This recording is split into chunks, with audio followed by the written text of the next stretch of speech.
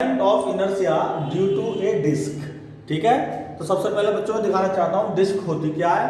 देखो ये डिस्क है, ठीक, जिसमें ये पूरा इसका एरिया है, सरफेस एरिया दोनों तरफ से।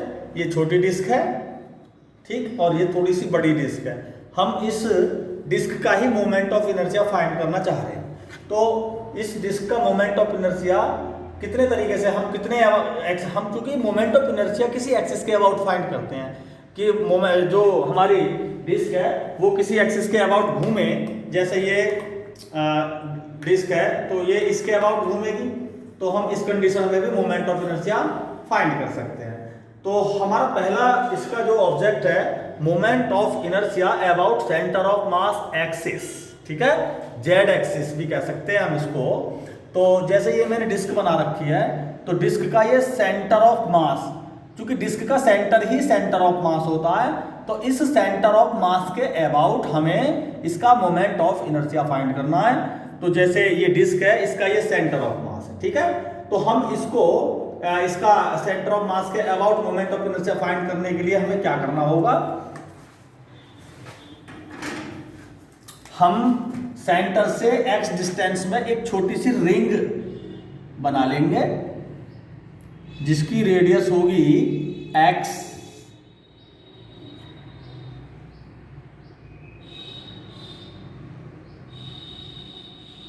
ये देखो, ये मैंने रिंग बनाई इसमें छोटी सी, क्योंकि हमें डिस्क का सी के about moment of inertia find करना है, ठीक है। तो मैंने मान लिया यहाँ से लेके यहाँ तक की डिस्टेंस x है और इसकी जो विड्थ है वो dx हो गई और इसका मास है वो dm। तो अब मुझे इस डिस्क का मोमेंट ऑफ इनर्शिया फाइंड करने के लिए सबसे पहले इस रिंग का मोमेंट ऑफ इनर्शिया फाइंड करूंगा। तो देखो फर्स्ट पार्ट रिंग, इस रिंग का मोमेंट ऑफ इनर्शिया होता क्या actually, I is equal to M R square. तो m तो इसका dm है और r है इसकी x, तो मैं सीधा सा IC, अब चूंकि ये तो मोमेंट ऑफ इनर्शिया फाइंड कर रहा हूं, dm mass into X square, dm into X square, ये जनरल फॉर्मूला है रिंग का mr स्क्वायर। तो यहाँ पर m तो dm है और r है x।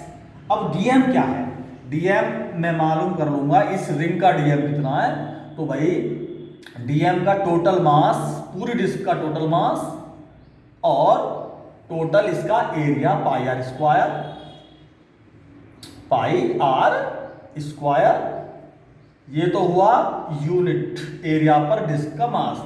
अब अगर हम इसके मास की मल्टीप्लाई करते हैं, हम इसमें इसके एरिया की मल्टीप्लाई कर दूं, इस रिंग जो मैंने बनाई है, तो ये हमारा इसका मास आ जाएगा निकल के। ये मैथमेटिकल हम समझ सकते हैं। तो मास per unit area, unit area पर मास इनटू इस जो मैंने रिंग बनाई है, ये कितना एरिया कवर अप कर रही है, तो ये कवर अप कर रही है 2 पाई आर इंटू डी एक्स, इसका एरिया है 2 पाई आर की जगह 2 pi x, 2 pi X into D x.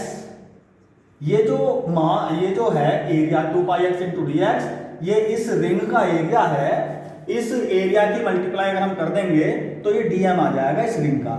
तो हम डीएम की वैल्यू यहां से यहां पर अप्लाई कर सकते हैं, M upon pi R square 2 pi X D X, 2 pi X into D X, ठीक है। तो ये हो गया डीएम की वैल्यू इंटू एक्स स्क्वायर, तो इंटू एक्स स्क्वायर, ठीक है। तो भाई पाई से पाई कैंसिल हो गया यहां पर, M upon R square 2 pi, ये 2 ऐसे ही रखो, X into X square X cube, 2 यहां ले लिया, X cube D X, 2m upon R square X की 4 अपॉन 4। अब लिमिट कहां से कहां तक लेंगे, ये तो एक dx विड्थ की एक रिंग है, यहां पर हमारी dx विड्थ की रिंग है ना। तो लेकिन 0 से लेकर r तक अगर हम लिमिट ले लें तो पूरी की पूरी सरफेस के लिए हम वो निकालेंगे, 0 से लेकर r तक की लिमिट ले लेंगे। यहां पर हम 0 से लेकर r तक की लिमिट ले ली हमने। तो अब हमने 0 से r तक, अब तक तो हम dx के लिए काम कर रहे थे केवल, अब लिमिट लेने के साथ ही 0 से लेकर r तक यानी पूरी डिस्क को हम अप्लाई कर देंगे। तो हो गया 2m upon R square R की एक्स के प्लेस पर आर रख देंगे, आर की 4/4 और फिर 0 माइनस आके 0 हो जाएगा, उसको कोई मतलब नहीं। तो 2 2 जा 4 और ये बचा भैया यहाँ से आर स्क्वायर, तो यहाँ से हाफ एम आर स्क्वायर, यानी सेंटर ऑफ मास एक्सिस के जो अबाउट मोमेंट ऑफ इनर्शिया आएगा आई C half M R square आएगा। एक्चुअली ये आई सी जो है सेंटर ऑफ मास एक्सिस,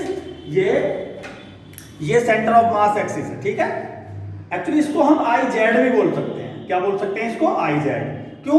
क्योंकि ये अगर डायमीटर, एक डायमीटर तो ये हो गया और एक डायमीटर इसके अकॉर्डिंग होगा। अगर ये आई एक्स डायरेक्शन है और ये वाई डायरेक्शन है तो ऑब्वियसली ये जेड डायरेक्शन होगी। तो ये जो मोमेंट ऑफ इनर्शिया हमने फाइंड किया है बच्चों, ये क्या है? हमने जेड डायरेक्शन के अबाउट, क्योंकि जेड डायरेक्शन हमें परपेंडिकुलर एक्सिस थ्योरम हम अप्लाई करेंगे यहाँ पर, तो जेड डायरेक्शन के अबाउट मोमेंट ऑफ इनर्शिया हम सेकंड ऑब्जेक्ट में हमारा काम आएगा। तो हमारा सेकंड है moment of inertia about centre of mass axis कह दो या डायमीटर। जैसे हमारे पास ये डिस्क है तो ये सेंटर ऑफ मास, अब इससे जाने वाली सभी axis centre of mass axis कहलाएंगी, चाहे तो ये वाली हो, अब आई जेड अभी भी फाइंड किया, चाहे ये वाली एक्सिस हो। ये है हमारा डायमीटर इसका। इसको हम वाई एक्सिस अगर कहें तो ये आई वाई भी हो सकता है और ये आई एक्स हो सकता है, क्योंकि ये आई एक्स में है, ये एक्स डायरेक्शन में है, तो ये आई एक्स। तो हमें डायमीटर के अबाउट मोमेंट ऑफ इनर्शिया निकालेंगे तो देखो ये आई जेड हमने अभी अभी फाइंड किया है इसके अबाउट। तो आई जेड क्या होता है? परपेंडिकुलर एक्सिस से थ्योरम से आई एक्स प्लस आई वाई। अब आई एक्स भी आई डी है बोलो और आई वाई भी आई डी, तो ये हो गया 2ID। और आई जेड की वैल्यू अभी भी फाइंड की हमने यहाँ से half M R square, I Z कह दो या I C, half M R square यहाँ पे रख देंगे हम। तो आई डी क्या हो गया? आई डी हो गया 1/4 एम आर स्क्वायर, यानी डायमीटर के अबाउट। जैसे ये हमारे पास है डिस्क, तो ये हमने अभी अभी जो फाइंड की है वो इस आई जेड यानी सेंटर ऑफ मास एक्सिस से जाने वाली जो एक्सिस है आई जेड, ये है I Z centre of mass axis. अब चूंकि जो डायमीटर है ये भी सेंटर ऑफ मास एक्सिस से, पर ये डायमीटर है, ये वाई डायरेक्शन की हो गई और ये जेड डायरेक्शन का डायमीटर, ठीक है। तो डायमीटर के अबाउट मोमेंट ऑफ इनर्शिया कुछ इस तरह से घूमेगा ये। अगर ये हमारी रॉड डायमीटर है, ये सी से होकर जा रही है और इस रॉड के अबाउट ये डायमीटर की तरह काम कर रहा है, ये इस तरह से घूमेगा इसके चारों तरफ, ठीक है, या एक्स डायरेक्शन में कुछ ऐसे।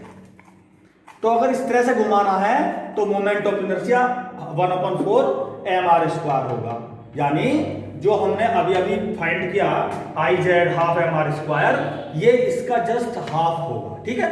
अब हमारा तीसरा पॉइंट आता है moment of inertia tangent parallel to the centre of mass axis Z axis, यानी ये जो एक्सिस है ये जेड एक्सिस है, बोलो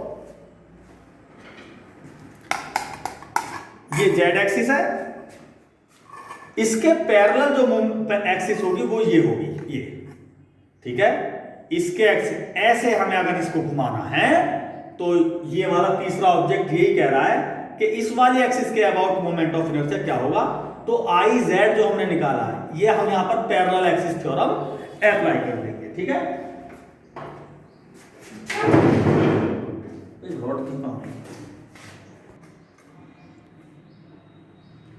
यह है कंडीशन हमारे तीसरे नंबर के ऑब्जेक्ट की कंडीशन है ये।